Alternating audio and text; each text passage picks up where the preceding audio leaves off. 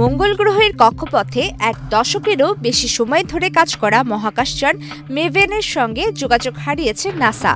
হঠাৎই গ্রাউন্ড স্টেশনের সঙ্গে সব ধরনের যোগাযোগ বন্ধ হয়ে যায় বলে জানিয়েছে যুক্তরাষ্ট্রের মহাকাশ গবেষণা সংস্থাটি। তবে মহাকাশযানটির সঙ্গে যোগাযোগ পুনর্স্থাপনের চেষ্টা চলছে।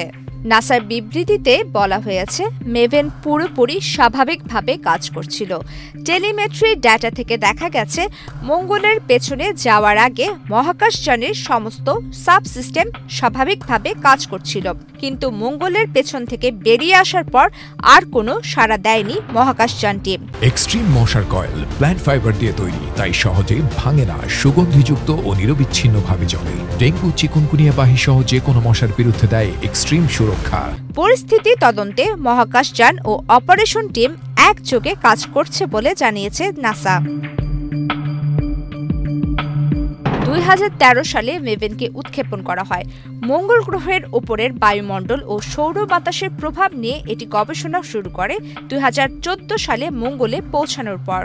দীর্ঘ গবেষণায় বিজ্ঞানীরা মনে করেন সূর্যের প্রভাবে ধীরে ধীরে মঙ্গলের অধিকাংশ বায়ুমণ্ডল মহাশূন্যে হারিয়ে গেছে, ফলে গ্রহটি উষ্ণ ও আর্দ্র অবস্থা থেকে রূপ নিয়েছে আজকের শুষ্ক ও ঠান্ডা জগতে। গবেষণার পাশাপাশি মেভেন নাসার মঙ্গল পৃষ্ঠে থাকা দুটি রোভার কিউরিওসিটি এবং পারসিভিয়ারেন্সের জন্য একটি যোগাযোগের সেতু হিসেবেও কাজ করছে। এই দুই রোভার মঙ্গলে বহু বৈজ্ঞানিক তথ্য ও নতুন আলামত সংগ্রহ করে যাচ্ছে।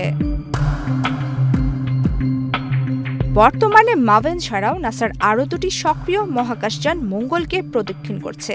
এগুলো হলো মার্স ওডিসি এবং মার্স রিকনেসান্স অরবিটার। মহাকাশযানগুলোকে যথাক্রমে 2001 ও 2005 সালে উৎক্ষেপণ করা হয়েছিল। প্রমিতি কিবরিয়া ইসলাম, বাংলাদেশ প্রতিদিন।